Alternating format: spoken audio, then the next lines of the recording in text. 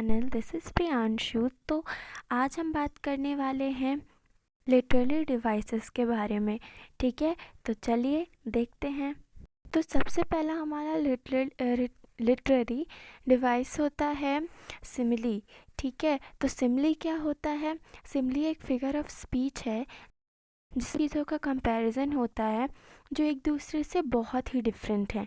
ठीक है, बिल्कुल ही डिफरेंट है एक दूसरे से। उनका जब हम कंपैरिजन करते हैं तो वहाँ पे सिमिली लिटरली डिवाइस यूज़ होता है। ठीक है, और इसका यूज़ लाइक और एज़ यूज़ करके होता है। ठीक है, जैसे हम एग्ज़ाम्पल देखते हैं तो आपको कैसे समझ में आ जाएगा। तो ये हमारा फर्स्ट एग्ज़ाम्पल। तो हमारा फर्स्ट एग्ज़ाम्पल क्या है कि life is just like an ice cream. ठीक है, life is just like an ice cream. जो लाइफ है हमारी आइसक्रीम की तरह है ना।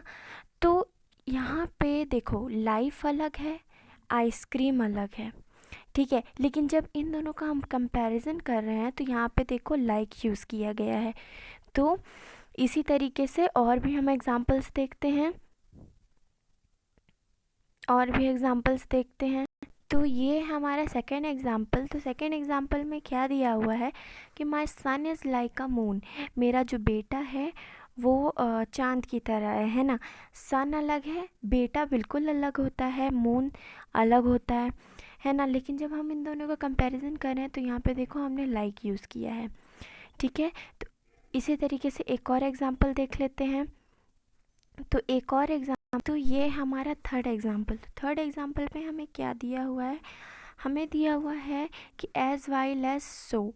ठीक है, तो ये हमारा हमने लाइक का भी देख लिया, हमने एज का भी देख लिया। तो अब हम चलते हैं दूसरे लिटरली डिवाइस में। ठीक है, हमारा सेकंड है मेटाफर। ठीक है, तो मेटाफर में ज़्यादा कुछ नहीं है, जिस तरीके से सिमिली है उसी तरीके से मेटाफर भी होता है, बस उसमें लाइक और एज यूज़ नहीं होता है। ठीक है, लाइक और एज यूज़ नहीं होता है, बाकी वैसा ही रहता है। जैसे हम एग्जांपल देखते हैं तो ये हमारा एग्जांपल है कि my son is a moon. ठीक है, हमने जब सिमिली में यही एग्जांपल देखा था तो यहाँ पे हमने लाइक यूज़ किया था, लेकिन हमने यहाँ पे लाइक यूज़ नहीं किया। तो मेटाफर में ऐसा ही होता है, डायरेक्ट कंपैरिजन होता है। ठीक है, जिसमें लाइक और एज यूज़ नहीं होते हैं। तो चलते हैं अब हम दूसरे लिटरेरी डिवाइस में।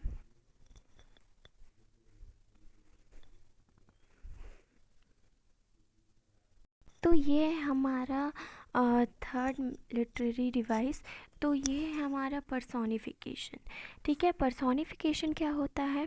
हम जब लिविंग ह्यूमन क्वालिटीज़ को जब हम नॉन लिविंग सब्जेक्ट को दे देते हैं तो वहाँ पे हम पर्सोनिफिकेशन यूज़ होता है। ठीक है, मतलब जैसे जो चीज़ ह्यूमन की क्वालिटीज़ होती है, जो चीज़ इंसान या एनिमल्स करते हैं, वो जब हम नॉन लिविंग सब्जेक्ट को दे देते हैं जिनमें कोई मोमेंट ही नहीं होता है, तो वहाँ पे पर्सोनिफिकेशन होता है। तो चलिए एग्जाम्पल के साथ देखते हैं। देखो, तो हमारा एग्जाम्पल क्या है? The leaves danced in the autumn winds.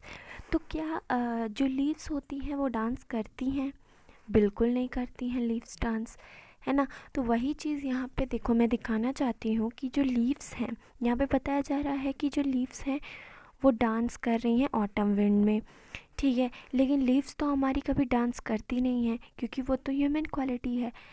तो यहाँ पे वही पर्सोनिफिकेशन आप लिटरेरी डिवाइस बोलोगे कि लीव्स कभी डांस नहीं करती हैं, ह्यूमन क्वालिटी है डांस करना। तो जब हमने लीव्स को अपना जो डांस करने की क्वालिटी जब हमने लीव्स को दे दी तो वहाँ पे पर्सोनिफिकेशन यूज़ होता है। ठीक है, तो अब हम चलते हैं दूसरे लिटरेरी डिवाइस में।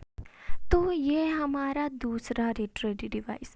तो ये हमारा हाइपरबोली। ठीक है, तो हाइपरबोली आप कह सकते हो, आपने पढ़ा ही होगा अतिशयोक्ति। हमने पढ़ा है ना अतिशयोक्ति। अब मतलब जैसे हम किसी चीज़ को बहुत ज़्यादा बढ़ा चढ़ा के बोलते हैं तो वहाँ पे हाइपरबोली हो जाता है। ठीक है, जैसे एग्ज़ाम्पल देखते हैं। तो ये हमारा एग्ज़ाम्पल। तो एग्ज़ाम्पल में हमें क्या बोल रहा है कि जो एक लड़का है या लड़की है वो बोल रही है कि मैं इतनी भूखी हूँ कि मैं दीवार को भी खा सकती हूँ। तो क्या कोई दीवार को खा सकता है? कोई कितना भी भूखा हो? कभी नहीं। तो यहाँ पे वही चीज़ अतिशयोक्ति जैसा बताया जा रहा है ना। तो ये है हाइपरबोली। ठीक है, अब हम चलते हैं दूसरे लिटरेरी डिवाइस में। अब हम देखते हैं आयरनी। ठीक है, आयरनी मतलब जिससे आप बोल सकते हो व्यंग। आप हिंदी में पढ़े होगे, व्यंग होता है ना। तो व्यंग जैसे आप किसी को कुछ बोल रहे हो, लेकिन आपके बोलने का मतलब जैसे आप किसी को कुछ बोल रहे हो, है ना, लेकिन आप अंदर से कुछ और ही बोलना चाहते हो। जैसे हम एग्जाम्पल से समझते हैं, तो यहाँ पे देखो लिखा हुआ है wow you are so intelligent. तो यहाँ पे हमें ये बोला जा रहा है कि वाह तुम कितने इंटेलिजेंट हो, लेकिन उसके कहने का क्या मतलब है। ठीक है, मतलब क्या है कि आप बोल रहे हो वाह यू आर सो इंटेलिजेंट, लेकिन आपकी कहना क्या चाहते हो आप, कि आप उसके फेल्चर के बारे में बात कर रहे हो। जैसे नहीं कि कोई बात होती है, जैसे आप कह सकते हो कि जब आप जैसे आप फेल हो गए हो, है ना, आप फेल हो गए हो, ऐसा होता होगा नहीं, लेकिन इमेजिन आप फेल हो गए हो, लेकिन आपका जो फ्रेंड है वो आपको ऐसे बोल रहा है वाह तुम बहुत इंटेलिजेंट हो, लेकिन आप समझ रहे हो और उसके कहने का भी मतलब ये है कि आपके वो फ्यूचर के बारे में बात कर रहा है ना। तो चलिए अब हम दूसरा लिटरेरी डिवाइस देखते हैं। ये तो हमने आयरनी समझ में आ गया ना। अब देखते हैं हम सिंबल्स। तो सिंबल्स आप जानते हो कि सिंबल्स होते हैं जैसे निशान, ऐसा मतलब आप बोल सकते हो कि जिससे हम किसी चीज़ को इंडिकेट करते हैं वो सिंबल्स होते हैं। उसी तरीके से पोयम में भी कुछ ऐसे वर्ड्स होते हैं या ऐसी पोयम होती है जिसमें आप बोलते कुछ और हो और उसका मतलब कुछ और होता है। जैसे कि एग्जांपल के आप ले सकते हो, जैसे स्नेक। आप किसी पोयम जो आप थोड़ा सा सैडनेस वाला है या मतलब सैडनेस वाला है या इमोशनल वाला है, तो अब जैसे आप उसमें स्नेक बोलोगे या लड़ाई झगड़े वाला है, स्नेक बोलोगे तो वहाँ पे उसका क्या मतलब निकल रहा है। स्नेक का मतलब सांप उसमें नहीं हो रहा है, सांप नहीं हो रहा है उस पोयम में। उसका मतलब ये निकल जाएगा ईविल, है ना, ईविल निकल जाएगा। और दूसरा जैसे देखो ब्लैक, जैसे ब्लैक है, ठीक है, ब्लैक आपके पोयम में लिखा हुआ है, तो इसका मतलब सिर्फ ब्लैक काला ही नहीं होगा, उसका मतलब डेथ भी हो सकता है। तो मतलब वो पोयम पे डिपेंड करता है कि क्या हो रहा है। ठीक है, तो अब ये यहाँ तक मैंने आपको लिटरली डिवाइस बताया, बहुत होते हैं, अभी मैंने बस आपको इतना ही बताया। और अगर आपको कोई भी डाउट हो तो मुझे ज़रूर कमेंट सेक्शन में पूछिएगा, और मेरे प्लीज़ चैनल को लाइक सब्सक्राइब और शेयर करिएगा। So thank you very much.